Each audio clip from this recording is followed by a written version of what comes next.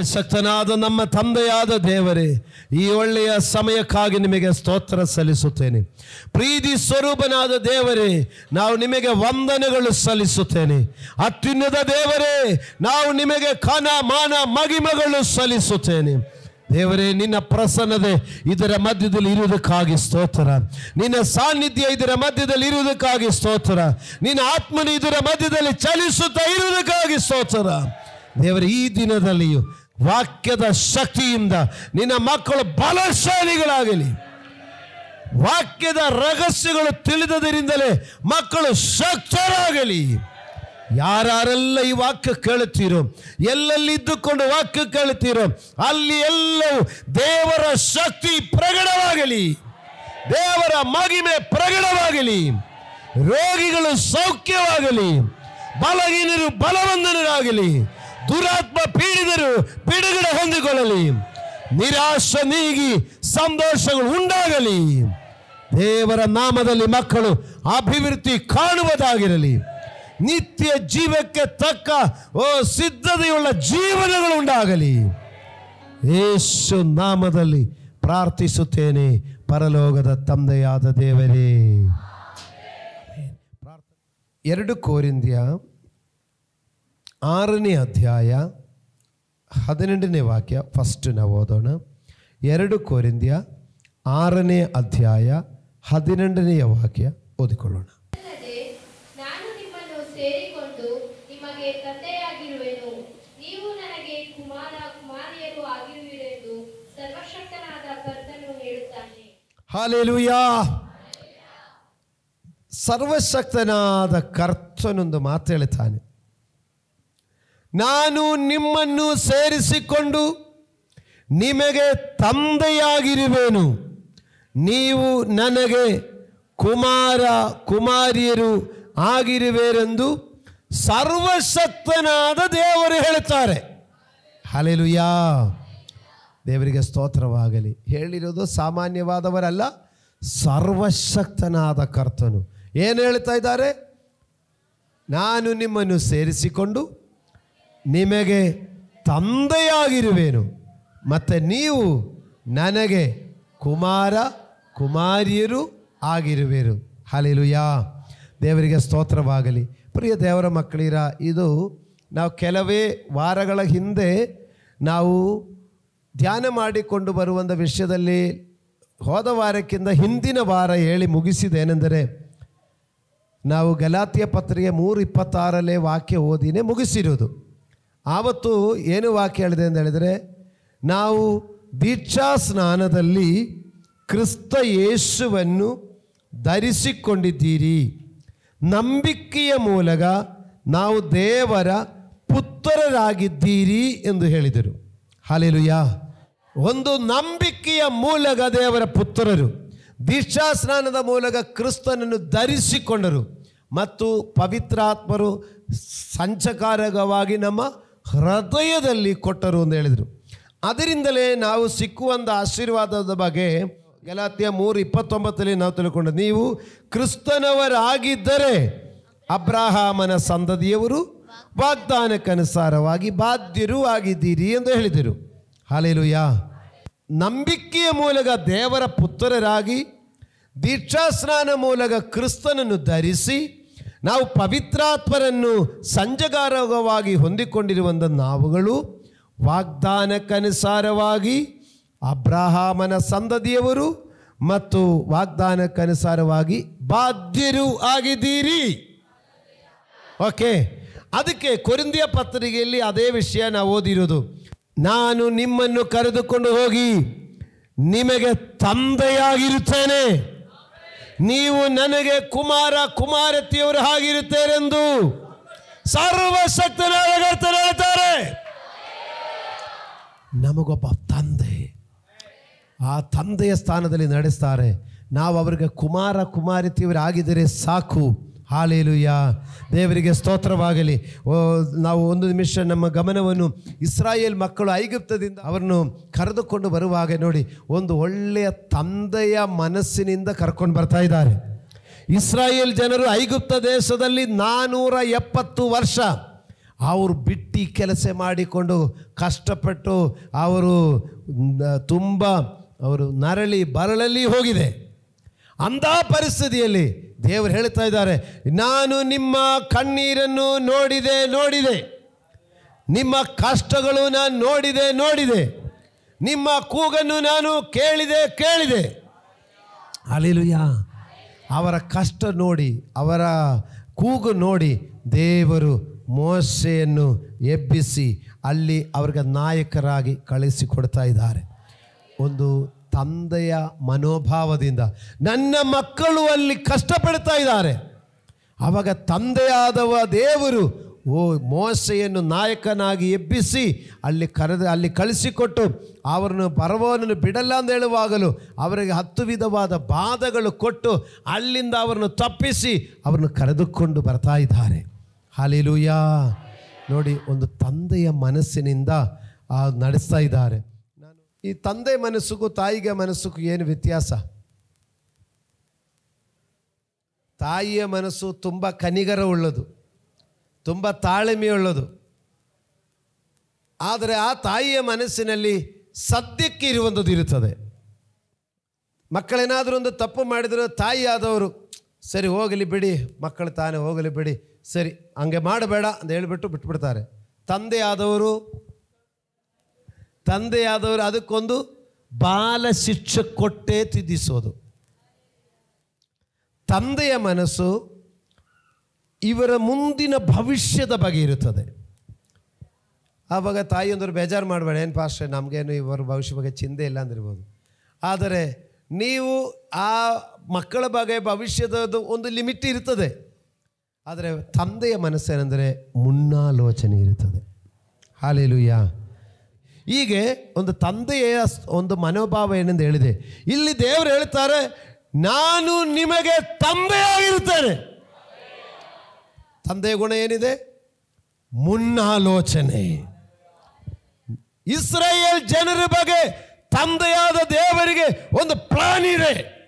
ಇವರು ಬಿಟ್ಟು ಕೆಲಸ ಮಾಡಿ ಇಲ್ಲಿ ಮುಗಿದು ಹೋಗಬೇಕಾದವರಲ್ಲ, ಹಾಲು ಜೇನು ಹರಿಯುವ ಕಾನಾನಲ್ಲಿ ಇವರು ಸೇರಬೇಕಾದವರು.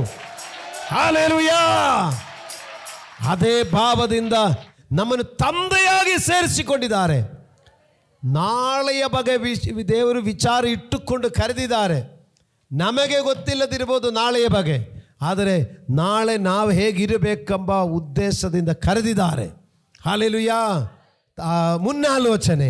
ಮತ್ತು ನೋಡಿ, ಅವರನ್ನು ಅಲ್ಲಿಂದ ಬಿಡಿಸಿಕೊಂಡು ಬಂದು ಅವರನ್ನು ಕೆಂಪು ಸಮುದ್ರದ ಬಳಿಯಲ್ಲಿ ನೋಡಿ, ತಂದೆಯ ಒಂದು ಗುಣ ಏನಂದ ನಾನು ಹೇಳಿದೆ. ಒಂದು ನಾಯಿ ಬಂದರೆ, ಒಂದು ಏನೋ ಒಂದು ಇದು ಬಂದರೆ ಆ ಮಕ್ಕಳನ್ನು ಎತ್ಕೊಂಡು ಹೋಗೋದಲ್ಲ ತಂದೆ ಮಾಡೋದು, ಆ ಪರಿಸ್ಥಿತಿಯನ್ನು ಎದುರಿಸೋದು.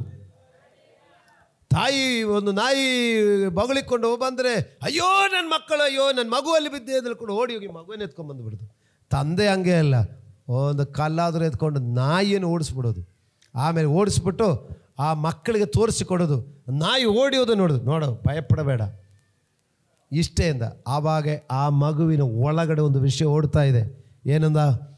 ನಾನು ನಾಳೆ ಈ ರೀತಿ ಶತ್ರುವನ್ನು ಎದುರಿಸಬಹುದು. ಅದಕ್ಕಾಗಿ ದೇವರು ನಮ್ಮನ್ನು ಕರೆದಿದ್ದಾರೆ ಮಕ್ಕಳೇ. ಅವರನ್ನು ಕೆಂಪು ಸಮುದ್ರ ಅವರ ಮಧ್ಯದಲ್ಲಿ ಭಾಗ ಮಾಡಿಕೊಟ್ಟು ತೋರಿಸ್ತಾ ಇದೆ, ನಡೀರಿ ಮಕ್ಕಳೇ, ನಾನು ತಂದೆಯಾಗಿರುವೆನು. ಅವರಿಗೆ ರಾತ್ರಿಯಲ್ಲಿ ದೀಪ ಸ್ತಂಭವಾಗಿ, ಹಗಲೊತ್ತು ಮೇಘ ಸ್ತಂಭವಾಗಿ ಒಂದು ತಂದೆ ನೆರಳು ಕೊಟ್ಟು ನಡೆಸಿಕೊಂಡು ಹೋಗ್ತಾ ಇದ್ದಾರೆ. ಹಲ್ಲೆಲೂಯಾ. ಒಂದು ತಂದೆಗೆ ಇರುತ್ತದೆ ಮಕ್ಕಳ ಭವಿಷ್ಯದ ಬಗ್ಗೆ, ಅವರಿಗೆ ನೆರಳಾಗಿರುತ್ತಾರೆ ಒಂದು ತಂದೆ. ಅವರ ಕತ್ತಲೆಯಲ್ಲಿ ಅವರಿಗೊಂದು ಬೆಳಕಾಗಿದ್ದಾರೆ ಒಬ್ಬ ತಂದೆ. ಹಲ್ಲೆಲೂಯಾ. ನೋಡಿ, ಈಗ ಈ ಕರ್ತನು ಹೇಳ್ತಾ ಇದ್ದಾರೆ, ನಾನು ನಿಮಗೆ ತಂದೆಯಾಗಿರುತ್ತೇನೆ, ನೀವು ನನಗೆ ಕುಮಾರ ಕುಮಾರತಿಯರಾಗಿ ನನ್ನಿಂದ ಕರೆಯಲ್ಪಟ್ಟವರು. ಯಾರಾದರೂ ನನಗೆ ಯಾರೂ ಇಲ್ಲ, ತಂದೆನೂ ಇಲ್ಲ, ತಾಯಿಯೂ ಇಲ್ಲ, ನೋಡುವರಿಲ್ಲ, ಮಾಡುವರಿಲ್ಲ ಅಂತ ಹೇಳಿದರೆ, ನೋಡಿ ಕರ್ತನು ಹೇಳ್ತಾ ಇದ್ದಾರೆ, ನಾನು ನಿನಗೆ ತಂದೆಯ ಸ್ಥಾನದಲ್ಲಿ ಇದ್ದೇನೆ ಅಂತ. ನಿನಗೆ ಧೈರ್ಯ ಕೊಡುವನಾಗಿರುತ್ತೇನೆ, ನಿನಗೆ ದಾರಿ ಸಿದ್ಧಪಡಿಸುವನಾಗಿರುತ್ತೇನೆ, ನಿನಗೆ ನೆರಳಾಗಿ ಬರುವನಾಗಿರುತ್ತೇನೆ, ಮತ್ತು ನಿನ್ನ ಮುಂದೆ ಮುಂದಿನ ಭವಿಷ್ಯಕ್ಕಾಗಿ ಹಾಲು ಜೇನು ಹರಿಯುವ ದೇಶಕ್ಕೆ ನಡೆಸುವನಾಗಿರುತ್ತಾನೆ. ಹಲ್ಲೆಲೂಯಾ. ಹಾಗಾದರೆ ಈ ಸಭೆಯಲ್ಲಿ ಇವತ್ತು ಬಂದಿರುವಂಥ ಸಹೋದರ ಸಹೋದರಿ, ಕರ್ತನು ನಿಮ್ಮನ್ನು ಸೇರಿಸಿಕೊಂಡಿದ್ದಾರೆ. ತಂದೆಯ ಮನಸ್ಸಿನಿಂದ ಸೇರಿಸಿಕೊಂಡಿದ್ದಾರೆ. ನಿಮಗೆ ರಕ್ಷಕನಾಗಿ, ನಿಮಗೆ ಧೈರ್ಯ ಕೊಡುವನಾಗಿ, ನಿಮ್ಮ ಭವಿಷ್ಯವನ್ನು ರೂಪಿಸುವನಾಗಿ, ನಿಮ್ಮ ಆಲೋಚನೆಗಳನ್ನು ನಿಮಗೆ ಉತ್ತಮವಾದ ಆಲೋಚನೆಗಳು ಉಳ್ಳವರಾಗಿ ನಡೆಸ್ತಾ ಇದ್ದಾರೆ. ಅದೇ ದೇವರು ಇವತ್ತು ನಮ್ಮನ್ನು ನೋಡಿಕೊಂಡು ಹೇಳ್ತಾ ಇದ್ದಾರೆ, ನಾನು ನಿಮ್ಮನ್ನು ಸೇರಿಸಿಕೊಂಡಿರುವುದು ತಂದೆಯ ಭಾವದಿಂದ. ನಾನು ನಿಮ್ಮನ್ನು ನನ್ನ ಕುಮಾರ ಕುಮಾರತಿಯಾಗಿ ಸ್ವೀಕರಿಸುತ್ತೇನೆ. ನಾವಿದನ್ನು ಸರಿಯಾಗಿ ಸ್ಪಂದಿಸಿದರೆ ನಾವಿರುವ ಸ್ಥಳಗಳಲ್ಲಿ ಈಗಿನ ಇಸ್ರಾಯೇಲಾಗಿ ದೇವರ ಆಶೀರ್ವಾದಕ್ಕೆ ಪಾತ್ರರಾಗುತ್ತದೆ. ಒಳ್ಳೆಯ ಕುಮಾರ, ಒಳ್ಳೆಯ ಕುಮಾರತಿಯಾಗಿ ನಾವು ನೆಲೆಗೊಂಡಿದ್ದರೆ ಆ ಅಪ್ಪನ ಮನೋಭಾವಕ್ಕೆ ತಕ್ಕ ಹಾಗೆ ಒಂದು ಪೊಸಿಷನ್ಗೆ ಹೋಗಿ ಸೇರುತ್ತದೆ. ಹಲ್ಲೆಲೂಯಾ. ಒಂದು ಪೊಸಿಷನ್ಗೆ ಹೋಗಿ ಸೇರುತ್ತೆ ಅಂದೆ. ಅಪ್ಪನಿಗೆ ಆಸೆ ಇರುತ್ತೆ, ನನ್ನ ಮಕ್ಕಳು ಇಂಥ ಪೊಸಿಷನಲ್ಲಿ ಇರಬೇಕೆಂಬುದನ್ನು. ಹಲ್ಲೆಲೂಯಾ. ಇಸ್ರಾಯೇಲು ಇಡೀ ಪ್ರಪಂಚದಲ್ಲಿ ನನ್ನ ಮಕ್ಕಳೊಂದು ಸ್ಟೇಜಲ್ಲಿ ಇರಬೇಕೆಂಬುದು ದೇವರು ಮನಸ್ಸು ಮಾಡಿ ಕರೆದಿದ್ದಾರೆ. ಹೊಸ ಒಡಂಬಡಿಕೆ ಇಸ್ರಾಯೇಲ್ ಆಗಿರುವ ನಾವು ಕೂಡ ಹಾಗೆ ಹೀಗೆ ಎಂದು ಬದುಕಬೇಕಾದವರಲ್ಲ, ಒಂದು ಸ್ಟ್ಯಾಂಡರ್ಡ್ ಆಗಿ ಕಾಣಿಸಿಕೊಳ್ಳಬೇಕಾದವರು. ಅದಕ್ಕೆ ನಾವು ಮಾಡಬೇಕಾದೇನು? ಆ ಒಳ್ಳೆಯ ತಂದೆಗೆ ಒಳ್ಳೆಯ ಮಕ್ಕಳಾಗಿ, ಅನುಸರಣೆಯುಳ್ಳ ಮಕ್ಕಳಾಗಿರಬೇಕು. ಅದು ಕೆಳಗಡೆ ಇದೆ ನೋಡಿ, 7ನೇ ಅಧ್ಯಾಯ 1ನೇ ವಾಕ್ಯ ನೋಡಿ. ಪ್ರಿಯರೇ, ಈ ವಾಗ್ದಾನಗಳು ನಮಗೆ ಇರುವುದರಿಂದ ನಾವು ಶರೀರ ಆತ್ಮಗಳ ಕಲ್ಮಶವನ್ನು ತೊಲಗಿಸಿ ನಮ್ಮನ್ನು ಶುಚಿ ಮಾಡಿಕೊಂಡು ದೇವರ ಭಯದಿಂದ ಕೂಡಿದವರಾಗಿ ಪವಿತ್ರತ್ವವನ್ನು ಸಿದ್ಧಿಗೆ ತರುವುದಕ್ಕೆ ಪ್ರಯತ್ನಿಸೋಣ. ಹಲ್ಲೆಲೂಯಾ. ಈ ವಾಗ್ದಾನ ನಮಗಿದೆ. ಎಂದ ವಾಗ್ದಾನ? ನಾನು ನಿಮಗೆ ತಂದೆಯಾಗಿರುತ್ತೇನೆ, ನೀವು ನನಗೆ ಕುಮಾರ ಕುಮಾರತಿಯಾಗಿರುತ್ತೇನೆ ಅಂತ ಈ ವಾಗ್ದಾನ ದೇವರು ನಮಗೆ ಒಂದು ಆಫರ್ ಮಾಡಿದ್ದಾರೆ. ಈ ವಾಗ್ದಾನ ಇರುವುದರಿಂದ ನಾವು ಆ ತಂದೆಗೆ ಒಳ್ಳೆಯ ಮಕ್ಕಳಾಗಲಿಕ್ಕೆ ನಮ್ಮ ಕರ್ತವ್ಯ ಏನು? ಶರೀರ ಆತ್ಮಗಳ ಕಲ್ಮಶವನ್ನು ತೊಲಗಿಸಿ ನಮ್ಮನ್ನು ಶುಚಿ ಮಾಡಿಕೊಂಡು ದೇವರ ಭಯದಿಂದ ಕೂಡಿದವರಾಗಿ ಪವಿತ್ರತ್ವವನ್ನು ಸಿದ್ಧಿಗೆ ತರುವುದಕ್ಕೆ ಪ್ರಯತ್ನಿಸು. ಆವಾಗ ಆ ಒಳ್ಳೆ ತಂದೆಗೆ ಒಳ್ಳೆ ಮಕ್ಕಳಾಗಿರುತ್ತದೆ. ದೇವರಿಗೆ ಸ್ತೋತ್ರ. ಅವಾಗ ಇಸ್ರಾಯೇಲ್ ಥರ ನೋಡಿ, ಆ ಫರೋಹನ ಶಕ್ತವಾದ ಕರ. ಆಗಿನ ಕಾಲದಲ್ಲಿ ಐಗುಪ್ತ ಬಹಳ ಶಕ್ತಿ. ಈಗ ಅಮೇರಿಕ ಅಂತ ಕೇಳುವಾಗ ಜನ ದೊಡ್ಡ ರಾಷ್ಟ್ರ, ಶಕ್ತರಾದ ರಾಷ್ಟ್ರ ಅಂತ ಹೇಳುವ ಹಾಗೆ, ಆವಾಗ ಐಗುಪ್ತ ಅಂತ ಹೇಳಿದರೆ ಶಕ್ತವಾದ ರಾಷ್ಟ್ರ ಅಂದಿತ್ತು. ಅಂದ ಶಕ್ತರಾದ ರಾಷ್ಟ್ರದ ಶಕ್ತರಾದ ಅಧಿಕಾರಿಗಳ ಕರಗಳಿಂದ ದೇವರು ಅವರನ್ನು ಬಿಡಿಸಿಕೊಂಡು ಬಂದಿದ್ದಾರೆ. ಹಾಗಾದರೆ ನಾವು ಒಳ್ಳೆಯ ಮಕ್ಕಳಾಗಿದ್ದರೆ ನಮ್ಮನ್ನು ಎಂದ ಶಕ್ತರ ಕೈಯಿಂದಲೂ ಈ ತಂದೆ ಬಿಡಿಸಿಕೊಳ್ತಾರೆ. ನಾಯಿ ಓಡಿಸಿಕೊಂಡು ಕಚ್ಚಲಿಕ್ಕೆ ಬಂದರೆ ಯಾವುದು ಕಚ್ಚು ಬಿಡಲಿ, ಅವನಿಗೆ ಬುದ್ಧಿ ಕಲೀಲಿಂದ ಹೇಳುವನಲ್ಲ, ಕಲ್ಲೆತ್ತಿ ನಾಯಿಯನ್ನು ಓಡಿಸುವನು. ಅಂದ ಶತ್ರುವನ್ನು ಓಡಿಸುವ ತಂದೆ. ಆ ತಂದೆಗೆ ಮಕ್ಕಳಾಗಿರದಿದ್ದರೆ, ಆ ತಂದೆಗೆ ಒಳ್ಳೆಯ ಮಕ್ಕಳು ಕುಮಾರರು ಕುಮಾರಿತಿರು ಆಗದಿದ್ದರೆ, ಆ ತಂದೆ ಅವರನ್ನು ಉದ್ದೇಶಿಸುವ ರೂಪದಲ್ಲಿ ನಡೆಸಲಿಕ್ಕೆ ಆಗುವುದಿಲ್ಲ. ಅದನ್ನು ದೇವರು ಹೇಳ್ತಾ ಇರೋದು, ದಯವಿಟ್ಟು ವಾಕ್ಯ ಅನುಸರಿಸು. ಹೇಳ್ತಾ ಇದ್ದಾರೆ, ಶರೀರ ಆತ್ಮಗಳ ಕಲ್ಮಶವನ್ನು ತೊಲಗಿಸಬೇಕು. ಫಸ್ಟು ಶರೀರದ ಕಲ್ಮಶ. ಕಲ್ಮಶ ಅಂದರೆ ಏನು? ಶರೀರದ ಕರೆ ಕಳಂಕ ತೊಲಗಿಸಬೇಕು. ಫಸ್ಟ್ ಹೇಳ್ತಾ ಇದ್ದಾರೆ. ಸರಿ, ಅದು ಫಾಸ್ಟೇ ನಾವು ಸೋಪ್ ಹಾಕಿ ತನ್ನಾಗಿ ಸ್ನಾನ ಮಾಡಿಕೊಂಡು ದಾರಿ ಬಂದಿರೋದು. ನಾವು ಸೋಪ್ ಹಾಕಿ ಸ್ನಾನ ಮಾಡಿಕೊಂಡು ಬಂದಿದ್ದರೂ ನಮ್ಮ ಮೊನ್ನೆ ಹೇಳಿದೆ ರೋಮರ್ 12 ನಮ್ಮ ದೇಹಗಳು ದೇವರಿಗೆ ಮೀಸಲಾಗಿಯೂ ಮೆಚ್ಚುಗೆಯಾಗಿರುವ ಸಜೀವ ಯಜ್ಞವಾಗಿ ಸಮರ್ಪಿಸಿರಿ. ನೋಡಿ, ಶರೀರ ದೇವರಿಗೆ ಸಮರ್ಪಿಸಿಕೊಡುವಾಗ ಅದು ಕಲ್ಮಶವಿಲ್ಲದೆ, ಅದು ಕರೆಯಿಲ್ಲದೆ ದೇವರಿಗೆ ಸಮರ್ಪಿಸು. ಹಲ್ಲೆಲೂಯಾ. ಯಾಕೆ? ನಾನು ನಿನಗೆ ತಂದೆಯಾಗಿರಲಿಕ್ಕೆ.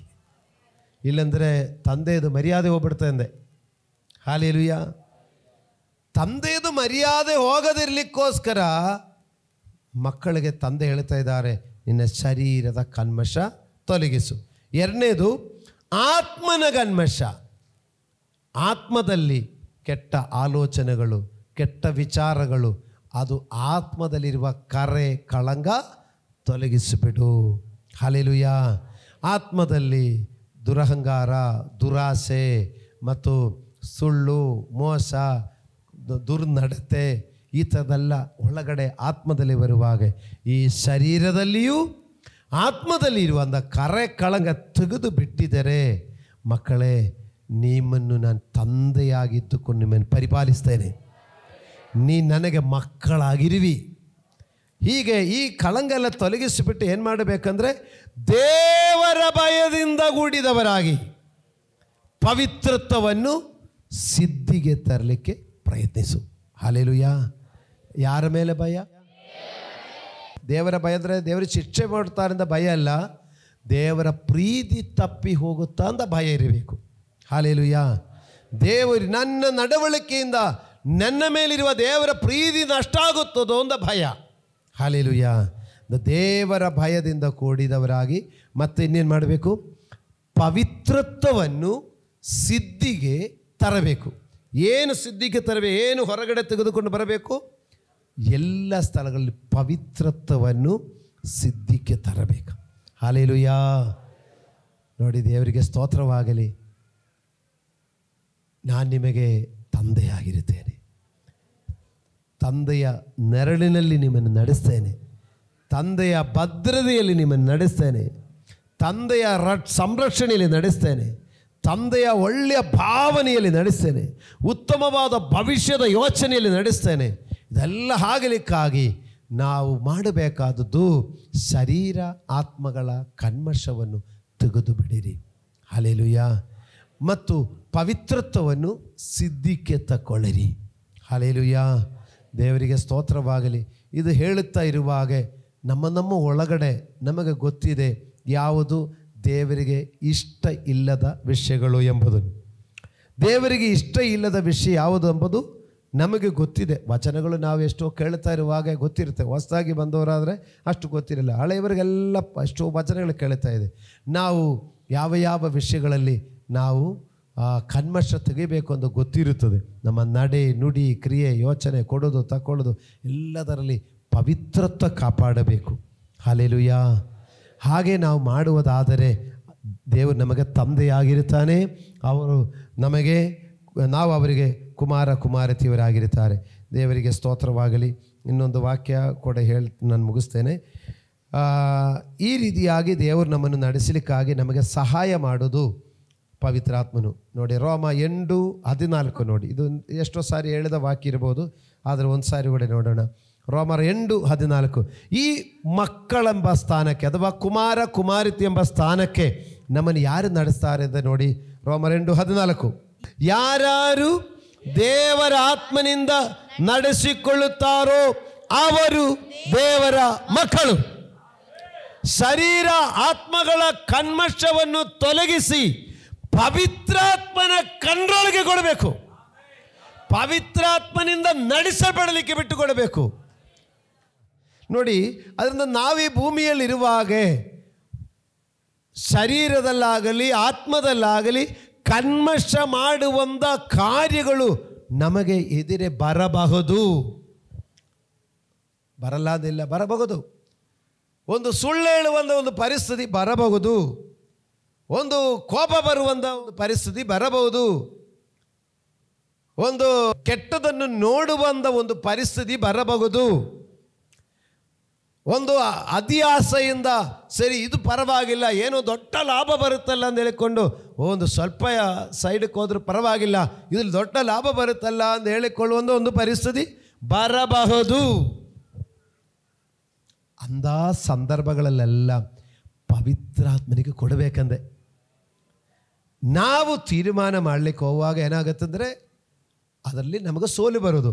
ಅಂಥ ಸಂದರ್ಭ ಬರುವಾಗ ದೇವರೇ, ನಾನು ದೇವರಿಂದ ಕರೆಯಲ್ಪಟ್ಟ ಕುಮಾರನು ಕುಮಾರತಿಯೂ ಆಗಿದೆ, ನಾನು ದೇವರು ನನಗೆ ತಂದೆಯಾಗಿದ್ದಾರೆ, ಆ ತಂದೆಗೆ ನೋವಾಗುವ ರೀತಿಯಲ್ಲಿ, ಆ ತಂದೆಗೆ ಬೇಜಾರಾಗುವ ರೀತಿಯಲ್ಲಿ ನಾನು ನಡೆಯಬಾರದು.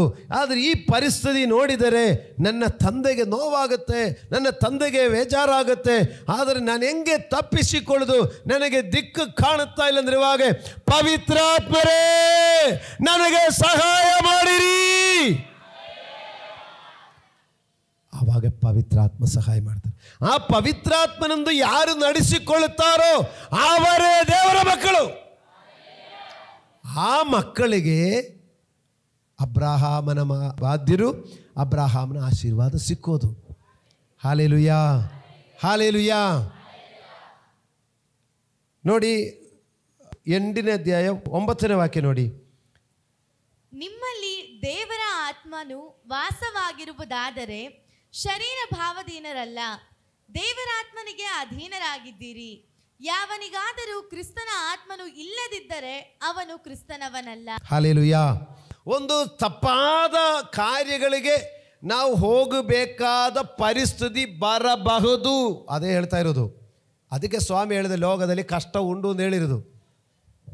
ಆದರೆ ಅಂದ ಸಂದರ್ಭದಲ್ಲಿ ನಾವು ದೇವರಾತ್ಮನಿಗೆ ವಿಧೇಯರಾಗಿದ್ದರೆ ಶರೀರದ ಭಾವಕ್ಕೆ ಬಿಟ್ಟು ಕೊಡಲ್ಲ. ಶರೀರದ ಇಚ್ಛೆಗೆ ಬಿಟ್ಟು ಕೊಡುವವರು ಏನಾಗುತ್ತೆ, ದೇವರ ಆತ್ಮನಿಗೆ ವಿಧೇಯರಾಗದೆ ಎಡವಟ್ಟುಗಳಾಗಿ ಗುಣಿಯಲ್ಲಿ ಬೀಳುವುದು. Hallelujah, hallelujah. ಇದು ನೋಡಿಕೊಂಡು ಕಲಿಯುವರಲ್ಲ ಮಕ್ಕಳು, ದೇವರ ಮಕ್ಕಳು. ಇದಿದೆ ಭೂಮಿಯಲ್ಲಿ, ಇದಿದೆ ಪ್ರಪಂಚದಲ್ಲಿ. ಇದರ ಹಿಂದೆ ನೀವು ಹೋಗಿದರೆ ನೀ ಶರೀರದ ಭಾವದ ಉಳ್ಳವರು. ಆದರೆ ಇದರ ಮಧ್ಯದಲ್ಲಿಯೂ ಇದು ನನಗೆ ಸೇರಿದಲ್ಲ, ನಾನು ಶರೀರ ಭಾವದವರಾಗಿರಬೇಕಾದವರು ಅಲ್ಲ. ನಾನು ದೇವರಾತ್ಮನ ಮೂಲಕ ದೇವರಾತ್ಮನಿಗೆ ವಿಧೇಯರಾಗಿ ದೇವರ ಭಯದಿಂದ ಕೂಡಿದವರಾಗಿ ಶರೀರ ಆತ್ಮಗಳ ಕಲ್ಮಶವನ್ನು ತೆಗೆದು ನಾನು ಪವಿತ್ರತ್ವವನ್ನು ಸಿದ್ಧಿಗೆ ತರಬೇಕಾದವನನ್ನು ಅರ್ಥ ಮಾಡುವಾಗ ಅಂದ ದೇವರ ಕುಮಾರನಿಗೂ ಕುಮಾರತಿಗೂ ಅಪ್ಪನಾಗಲಿಕ್ಕೆ ನನ್ನ ದೇವರು,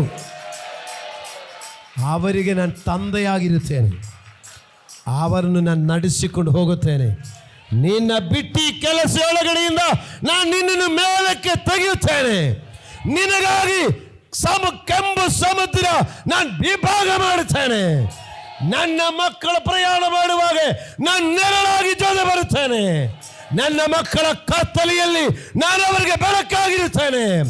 ನನ್ನ ಮಕ್ಕಳಿಗೆ ಹಸಿವಿಯಲ್ಲಿ ನಾನು ಆಕಾಶದಿಂದ ಪೋಷಿಸುತ್ತೇನೆ. ನನ್ನ ಮಕ್ಕಳಿಗೆ ಅವರಿಗೆ ದಾಹ ಇರುವಾಗ ನಾನು ಅವರಿಗೆ ಪಾನ ಕೊಡುತ್ತೇನೆ. ನಾನು ಅವರನ್ನು ಹಾಲು ಜೇನು ಹರಿಯುವ ಕಾನಾನಿಗೆ ಸೇರಿಸುತ್ತೇನೆ. ಆದರೆ ಈ ಮಕ್ಕಳೆಂಬ ಸ್ಥಾನಕ್ಕೆ ಇಲ್ಲದೆ ನಾವು ಶರೀರಾತ್ಮಗಳ ಕಲ್ಮಶದಲ್ಲೇ ಕಾಲ ಕಳಕೊಂಡು ನನ್ನ ಶರೀರದ ಆಸೆಯು ಮನಸ್ಸಿನ ಆಸೆಯ ಪ್ರಕಾರ ನಾನು ನಡೆಯಬೇಕು, ಬದುಕಬೇಕು, ಸ್ಟೈಲ್ ಇರಬೇಕು, ಈ ಸ್ಟೈಲಲ್ಲಿ ಇರಬೇಕು, ಈ ರೀತಿಯಲ್ಲಿ ಇರಬೇಕು ಅಂದಿರುವಾಗ ಅಪ್ಪನು ಹೇಳುತ್ತಾರೆ, ಈ ಮಕ್ಕಳು ನಂದಲ್ಲ, ಈ ಮಕ್ಕಳಿಗೆ ಪೋಷಿಸಲಿಕ್ಕಾಗಲ್ಲ. ಯೇಸು ಸ್ವಾಮಿ ಒಂದು ಸಮಯ ಹೇಳಿದಿಲ್ಲ, ಸರ್ಫೋಯನಿಕೆ ಅಧೀಸ್ತ್ರಿಗೆ ಹೇಳ್ತಾರೆ, ಮಕ್ಕಳ ರೊಟ್ಟಿಯನ್ನು ತೆಗೆದು ನಾಯಿ ಮರಿಗಳಿಗೆ ಕೊಡಲಿಕ್ಕಾಗಲ್ಲ. ನಾನು ಹೋದ ವಾರೇನು ದುಃಖಪಟ್ಟು ಹೇಳಿದೆ, ಈ ವಾರೇನು ನಾನು ನಿಮಗೆ ಹೇಳುವುದೇನೆಂದರೆ, ನಮ್ಮ ಸಭೆಯ ಮಕ್ಕಳು ಯಾರು ಕೆಳಗಡೆ ಬೀಳುವ ರೊಟ್ಟಿ ತುಂಡುಗಳಲ್ಲಿ ಬದುಕಬೇಕಾದವರಲ್ಲ. ಮಕ್ಕಳ ಹಾಗೆ ಅಪ್ಪನ ಮೇಜಿಯ ಸುತ್ತಲೂ ಕುಳಿದುಕೊಂಡು ಆ ಅಪ್ಪನ ಆಸ್ತಿಯನ್ನು ಹೊಂದಿಕೊಳ್ಳುವ ಮಕ್ಕಳಾಗಿರಬೇಕು. ಹಲ್ಲೆಲೂಯಾ. ಪ್ರಿಯ ದೇವರ ಮಕ್ಕಳಿರ ನೋಡಿ, ನಾವು ದೇವರ ಮಕ್ಕಳೆಂಬ ಕರೆಯಲ್ಪಟ್ಟವರು. ವಾಕ್ಯದ ಫಸ್ಟ್ ಏನೆಂದೆ, ನಾನು ನಿಮ್ಮನ್ನು ಸೇರಿಸಿಕೊಂಡು ನಿಮಗೆ ತಂದೆಯಾಗಿರುತ್ತೆ. ನಮ್ಮನ್ನು ಸೇರಿಸಿಕೊಂಡು ಎಲ್ಲಿದ್ದವರು ನಾವು ಕತ್ತಲೆಯಲ್ಲಿದ್ದವರು ಕತ್ತಲೆಯೊಳಗಡೆಯಿಂದ ನಮ್ಮನ್ನು ಕರೆದು ಆಶ್ಚರ್ಯಕರವಾದ ಬೆಳಕಿನಲ್ಲಿ ಆ ಅಪ್ಪನ ಮಕ್ಕಳಾಗಿ ಕರೆದಿದ್ದಾರೆ. ಅಪ್ಪನ ಮಕ್ಕಳಾಗಿ ಕರೆದು ಕುಮಾರನು ಕುಮಾರತಿಯವರು ಆಗಿರುವಾಗ ಆ ಅಪ್ಪನ ಮಹಿಮೆಗೆ ತಕ್ಕ ಸ್ಟ್ಯಾಂಡರ್ಡಲ್ಲಿ ನಾವು ನಡ್ಕೊಳ್ಳೋಣ. ನಮ್ಮ ಅಪ್ಪನ ಸ್ಟ್ಯಾಂಡರ್ಡ್ ನನ್ನಿಂದ ಕಡಿಮೆ ಆಗಬಾರ್ದು ಅಂತ ಆ ದೇವರ ಭಯದಿಂದಲೂ ಮತ್ತು ಭಯದಿಂದ ಕೂಡಿದವರಾಗಿ ಪವಿತ್ರತ್ವವನ್ನು ಸಿದ್ಧಿಗೆ ತರು. ಹಲ್ಲೆಲೂಯಾ. ಆವಾಗ ಆ ಅಪ್ಪ ನಮ್ಮನ್ನು ನಾವು ಯೋಚಿಸದ ಯೆಹೋವನು ತನ್ನ ಭಕ್ತರಿಗಾಗಿ ಮಾಡೋದು ಯಾರದು ಕಣ್ಣು ಕಾಣಲಿಲ್ಲ, ಯಾರ ಕಿವಿ ಕೇಳಲಿಲ್ಲ, ಯಾವ ಮನುಷ್ಯನ ಹೃದಯದಲ್ಲಿ ಕೂಡ ತೋಚದ ರೀತಿಯಲ್ಲಿ ನಡೆಸ್ತಾರೆ. ಹಲ್ಲೆಲೂಯಾ. ನಿಜವಾಗಿ ಪ್ಲೀಸ್ ದಯವಿಟ್ಟು ನಾನೆಲ್ಲರಿಗೂ ಹೇಳಿದ ಇಷ್ಟೇನೆ, ನಾವು ಆ ಒಳ್ಳೆಯ ತಂದೆಗೆ ಒಳ್ಳೆಯ ಮಕ್ಕಳಾಗಿರೋಣ. ನಾವು ಈ ಲೋಕಕ್ಕೆ ಸಂಬಂಧಪಟ್ಟ ಆ ಕಲ್ಮಶಗಳು ನಮ್ಮ ಮೇಲೆ ಬರದಂತೆ ನೋಡಿಕೊಳ್ಳೋಣ. ನಾವು ಶರೀರ ಆತ್ಮಗಳ ಕಲ್ಮಶವನ್ನು ತೊಲಗಿಸಿಬಿಟ್ಟು ನಮ್ಮನ್ನು ಶುಚಿ ಮಾಡಿಕೊಂಡು ದೇವರ ಭಯದಿಂದ ಕೂಡಿದವರಾಗಿ ಪವಿತ್ರತ್ವವನ್ನು ಸಿದ್ಧಿಗೆ ತರುವುದಕ್ಕೆ ಪ್ರಯತ್ನಿಸೋಣ. ಒಂದು ಸಾರಿ ಹೇಳಿ ನೋಡೋಣ. ನಾವು ಶರೀರ ಆತ್ಮಗಳ ಕಲ್ಮಶವನ್ನು ತೊಲಗಿಸಿ ನಮ್ಮನ್ನು ಶುಚಿ ಮಾಡಿಕೊಂಡು ದೇವರ ಭಯದಿಂದ ಕೂಡಿದವರಾಗಿ ಪವಿತ್ರತ್ವವನ್ನು ಸಿದ್ಧಿಗೆ ತರುವುದಕ್ಕೆ ಪ್ರಯತ್ನಿಸೋಣ. ಏಮಾರಿ ಹೋಗಬೇಡ. ಇದು ಮಕ್ಕಳಿಗೆ ಮಾತ್ರ ಅಲ್ಲ,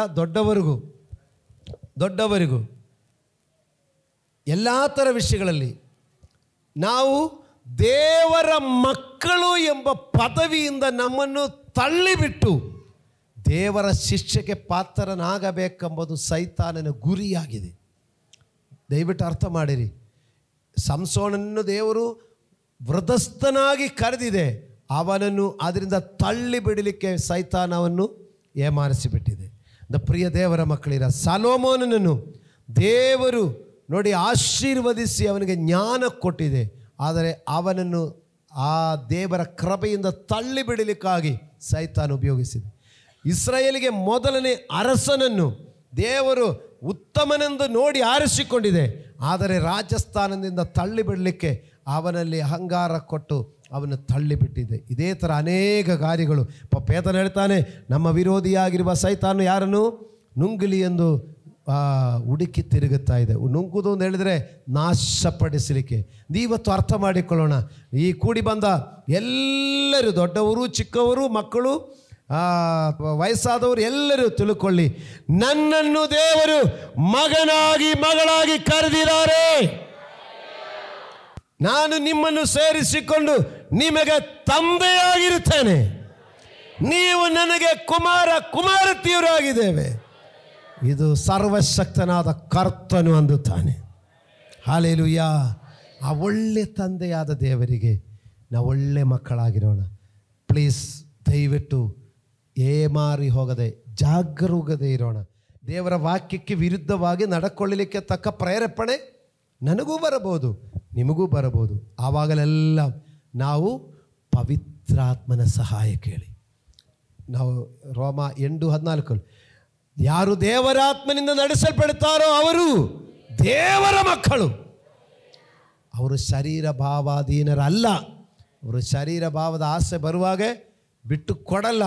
ಒಳಗಡೆ ಆಸೆ ಬರಬಹುದು, ಆದರೆ ಒಳಗಡೆಯಿಂದ ಆತ್ಮ ಹೇಳ್ತಾ ಇದೆ, ನೀನು ದೇವರ ಮಗನು, ನೀ ದೇವರ ಮಗಳು, ನೀ ನನ್ನ ಕುಮಾರನು, ನೀ ನನ್ನ ಕುಮಾರತಿ. ಇದು ನಿನಗೆ ಸಂಬಂಧಪಟ್ಟಲ್ಲ. ಒಳಗಡೆಯಿಂದ ಒಂದು ಆತ್ಮ ಮಾತಾಡ್ತಾರೆ. ರೋಮ ಪತ್ರಿಕೆ 8ನೇ ಅಧ್ಯಾಯ ನಾವು 8-9 ಓದಿದೆ. ಅದರಲ್ಲಿ 11ನೇ ವಾಕ್ಯ ಹೇಳ್ತಾ ಇದೆ, ಯೇಸುವನ್ನು ಸತ್ತವರೊಳಗಿಂದ ಜೀವಿತನಾಗಿ ಎಬ್ಬಿಸಿದ ಆದನ ಆತ್ಮನು ನಮ್ಮಲ್ಲಿ ವಾಸವಾಗಿದ್ದರೆ, ಕ್ರಿಸ್ತ ಯೇಸುವನ್ನು ಸತ್ತವರೊಳಗಿಂದ ಎಬ್ಬಿಸಿದ ಆದನು ನಮ್ಮಲ್ಲಿ ವಾಸವಾಗಿರುವ ತನ್ನ ಆತ್ಮನ ಮೂಲಕ ನಮ್ಮ ಮರ್ತ್ಯ ದೇಹಗಳನ್ನು ಸಹ ಬದುಕಿಸುವನು. ಹಲ್ಲೆಲೂಯಾ. ಈ ಲೋಕದಲ್ಲಿ ನಾವು ಐಶ್ವರ್ಯವನ್ನರು, ಸಂಪನ್ನರು, ಆಶೀರ್ವದಿಸಲ್ಪಟ್ಟವರು, ತಂದೆಯ ಮಕ್ಕಳು ಆಗಿರೋದು ಮಾತ್ರವಲ್ಲದೆ ಈ ಭಕ್ತಿ ಜೀವನ, ಈ ನಂಬಿಕೆಯ ಜೀವನ ನಮ್ಮನ್ನು ಈ ಭೂಮಿಯಿಂದ ಬಿಟ್ಟು ಹೋಗಿದರು. ಈ ಮರ್ತ್ಯ ದೇಹಗಳು ಅದು ಮಣ್ಣಿಗೆ ಸಮಾಧಿ ಮಾಡಿದರು. ಯೇಸು ಕ್ರಿಸ್ತನನ್ನು ಸತ್ತವರೊಳಗಿಂದ ಎಬ್ಬಿಸಿದ ಅದೇ ಕ್ರಿಸ್ತನ ಆತ್ಮನು ನಮ್ಮ ಮರ್ತ್ಯ ದೇಹಗಳನ್ನು ಕೂಡ ಬದುಕಿಸಿ ಕ್ರಿಸ್ತನೊಂದಿಗೆ ಸೇರಿಸಿಕೊಳ್ಳುತ್ತಾರೆ. ಹಲ್ಲೆಲೂಯಾ. ನೋಡಿ, ಈ ಭೂಮಿಯಲ್ಲಿಯೂ ದೇವರ ಮಕ್ಕಳ ಆಶೀರ್ವಾದ, ಈ ಭೂಮಿ ಬಿಟ್ಟಿದ್ದರೂ ದೇವರ ಮಕ್ಕಳಿಗಿರುವ ಒಂದು ಆಶೀರ್ವಾದ. ಹಲ್ಲೆಲೂಯಾ. ಅದರಿಂದ ಒಳ್ಳೆಯ ಮಕ್ಕಳಾಗಿರೋಣ. ಆ ತಂದೆಗೆ ಅನುಸರಣೆಯುಳ್ಳ, ವಿಧೇಯತ್ವವುಳ್ಳ, ದೇವರಾತ್ಮನಿಂದ ನಡೆಸಲ್ಪಡುವಂಥ ಒಳ್ಳೆಯ ಮಕ್ಕಳಾಗಲಿಕ್ಕೆ ದೇವರು ನಿಮ್ಮೆಲ್ಲರಿಗೂ ಸಹಾಯ ಮಾಡಲಿ. ದೇವರ ಆಶೀರ್ವದಿಸಲಿ. ಎದ್ದು ನಿಂತುಕೊಳ್ಳೋಣ, ಪ್ರಾರ್ಥಿಸೋಣ. ಹೌದು ಕರ್ತನೇ, ನೀ ನನ್ನ ಮೇಲೆ ಪ್ರೀತಿ ಇಟ್ಟ ಒಳ್ಳೆಯ ತಂದೆ, ಒಳ್ಳೆಯ ತಂದೆಯಾಗಿ ನಿನ್ನನ್ನು ಕರೆದಿದೆ. ಒಂದು ಕಾಲದಲ್ಲಿ ನಾನು ತಿರಸ್ಕರಿಸಲ್ಪಟ್ಟವನಾಗಿದ್ದೆ. ಒಂದು ಕಾಲದಲ್ಲಿ ನಾವು ಕತ್ತಲೆಯಲ್ಲಿದ್ದೆ. ಒಂದು ಕಾಲದಲ್ಲಿ ನಮ್ಮನ್ನು ಸೇರಿಸಿಕೊಳ್ಳಲಿಕ್ಕೆ ಯಾರೂ ಇಲ್ಲದಿತ್ತು. ನಮ್ಮವರಿದ್ದರೂ ಅವರು ನಮ್ಮನ್ನು ಸೇರಿಸ್ತಾನೇ ಇರಲಿಲ್ಲ. ದೇವರೇ, ನನ್ನ ಬಲಹೀನತೆಯಲ್ಲಿ, ನನ್ನ ಕೊರತೆಯಲ್ಲಿ ಅವರು ಸೇರಿಸ್ತಾ ಇರಲಿಲ್ಲ. ನನ್ನ ಬಡಸ್ತನದಲ್ಲಿ ಅವರು ಸೇರಿಸ್ತಾ ಇರಲಿಲ್ಲ. ನನ್ನ ಅನಾರೋಗ್ಯದಲ್ಲಿ ಅವರು ಸೇರಿಸ್ತಾ ಇರಲಿಲ್ಲ. ನನ್ನನ್ನು ನೋಡಿ ಅವರು ಪೇಷಂಟು, ಅವರು ಒಬ್ಬ ದೊಡ್ಡ ಕಾಯಿಲೆ ಇರುವರು ಅಂತ ಹೇಳಿ ದೂರ ನಿಲ್ಲಿಸಿದ ದಿನಗಳುಂಟು. ಇವರು ತೀರಾ ಬಡವರು ಅಂತ ಹೇಳಿಕೊಂಡು ದೂರ ನಿಲ್ಲಿಸಿದ ಕಾಲಗಳುಂಟು. ಇವರು ಸಣ್ಣ ಜನಾಂಗ ಅಂತ ಹೇಳಿಕೊಂಡು ತಿರಸ್ಕಾರ ಮಾಡಿದ ದಿನಗಳುಂಟು. ಆದರೆ ದೇವರೇ, ನೀ ನನ್ನನ್ನು ಸೇರಿಸಿಕೊಂಡು ನೀ ನನಗೆ ತಂದೆಯಾಗಿ ಬಂದಿದ್ದೀರಲ್ಲ, ನನ್ನನ್ನು ನಿನ್ನ ಕುಮಾರನು, ನಿನ್ನ ಕುಮಾರತಿಯಾಗಿ ಮಾರ್ಪಡಿಸ್ತೀರಲ್ಲ.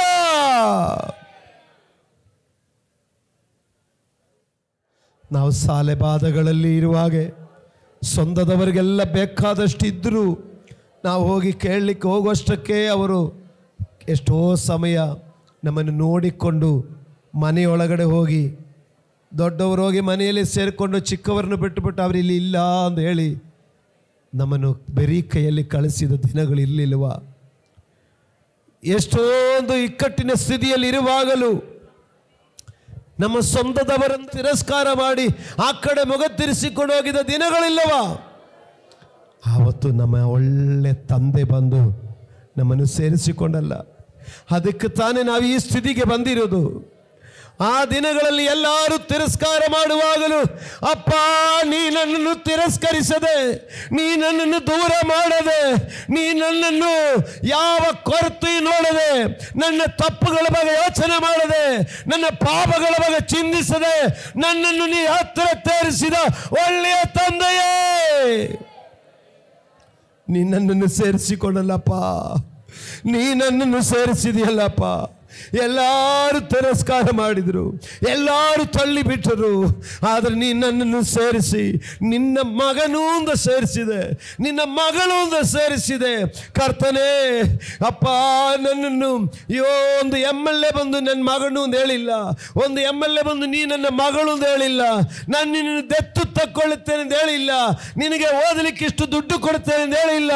ಅದು ನನ್ನ ಅಪ್ಪ ಬಂದು ಹೇಳಿದ್ದಾರೆ, ನೀ ನನ್ನ ಮಗನು, ಮಗನೇ, ನೀ ನನ್ನ ಮಗಳು, ನೀ ನನ್ನ ಕುಮಾರನು, ಸ್ವರ್ಗೀಯ ತಂದೆಯ ಕುಮಾರನು, ಸ್ವರ್ಗೀಯ ತಂದೆಯ ಕುಮಾರತಿ.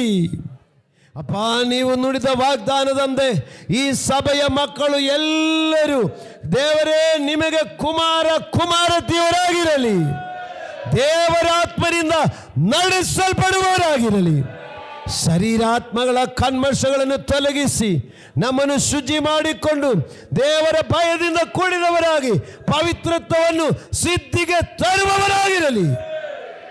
ಈ ಚಿಕ್ಕವರಲ್ಲಿ ಒಬ್ಬರು ಕೂಡ ನಷ್ಟಪಟ್ಟು ಹೋಗದೆ, ಒಬ್ಬರು ಕೂಡ ಸೈತಾನನ ದುರಾಲೋಚನೆಗೆ ಒಳಪಡದೆ, ಈ ಲೋಕದ ಭಾವವುಳ್ಳವರಾಗಿ ನಡೆದುಕೊಳ್ಳದೆ, ಶರೀರ ಭಾವವನ್ನು ಅನುಸರಿಸಿ ನಡೆಯದೆ ಆತ್ಮ ಭಾರವನ್ನು ಅನುಸರಿಸಿ ನಡೆದು, ಕರ್ತನೇ ನಿನ್ನ ವಚನದಲ್ಲಿ ಹೇಳುವ ಹಾಗೆ ಕ್ರಿಸ್ತ ಯೇಸುವನ್ನು ಸತ್ತವರೊಳಗಿಂದ ಎಬ್ಬಿಸಿದ ಆ ತಂದೆಯ ಆತ್ಮನು ಯಾರಲ್ಲಿದ್ದಾರೋ ಅವರು ಕೂಡ ಕ್ರಿಸ್ತ ಯೇಸುವಿನನ್ನು ತಂದೆಯ ಸತ್ತವರನ್ನು ಎಬ್ಬಿಸಿದ ಆತ್ಮನ ಮೂಲಕ ನಿಮ್ಮ ಮರ್ತ್ಯ ದೇಹಗಳನ್ನು ಕೂಡ ಜೀವಿಸುವ ಕೊಡುವುದು ನಡೆದಿಲ್ಲಪ್ಪ. ಈ ಭೂಮಿಯಲ್ಲಿ ಜೀವನ ಮಾತ್ರವಲ್ಲದೆ ಈ ಭೂಮಿಯ ಜೀವನ ಮುಗಿದಿರ ಕೂಡ ಕ್ರಿಸ್ತ ಯೇಸುವನ್ನು ಸತ್ತವರೊಳಗಿಂದ ಎಬ್ಬಿಸಿದ ಆತನ ಮೂಲಕ ನಮ್ಮ ಮರ್ತ್ಯ ದೇಹಗಳನ್ನು ಕೂಡ ಬದುಕಿಸಿ ನಿನ್ನ ಮಹಿಮೆಯಲ್ಲಿ ಸೇರಿಕೊಳ್ಳಲಿಕ್ಕಿದೆ. ಅದಕ್ಕೆ ಸಹಾಯ ಮಾಡು ದೇವರೇ, ಅದಕ್ಕೆ ಅನುಗ್ರಹಿಸು. ಈ ಮಕ್ಕಳೆಲ್ಲರಿಗೂ ಅದಕ್ಕೆ ಅವಕಾಶ ಕೊಡು. ನಮ್ಮ ರಕ್ಷಕನು ನಮ್ಮ ಒಡೆಯನೂ ಆಗಿರುವ ಪ್ರಭು ಯೇಸು ಕ್ರಿಸ್ತನ ನಾಮದಲ್ಲಿ ಎಲ್ಲರನ್ನು ಆಶೀರ್ವದಿಸಿ ಪ್ರಾರ್ಥಿಸುತ್ತೇನೆ, ಪರಲೋಕದ ತಂದೆಯಾದ ದೇವರೇ, ಆಮೆನ್. ಪ್ರಿಯ ವೀಕ್ಷಕರೇ, ನೀವು ಹೊಂದಿದ ಆಶೀರ್ವಾದವನ್ನು ನಮ್ಮೊಂದಿಗೆ ಹಂಚಿಕೊಳ್ಳಿರಿ. ನೀವು ಸಂಪರ್ಕಿಸಬೇಕಾದ ಮೊಬೈಲ್ ಸಂಖ್ಯೆ 8217761567. ಹೆಚ್ಚಿನ ವಿಡಿಯೋಗಳಿಗಾಗಿ ನಮ್ಮ ಚಾನೆಲ್ ಅನ್ನು ಸಬ್ಸ್ಕ್ರೈಬ್ ಮಾಡಿಕೊಳ್ಳಿರಿ. ದೇವರು ತಾನೇ ನಿಮ್ಮೆಲ್ಲರನ್ನು ಆಶೀರ್ವದಿಸಲಿ.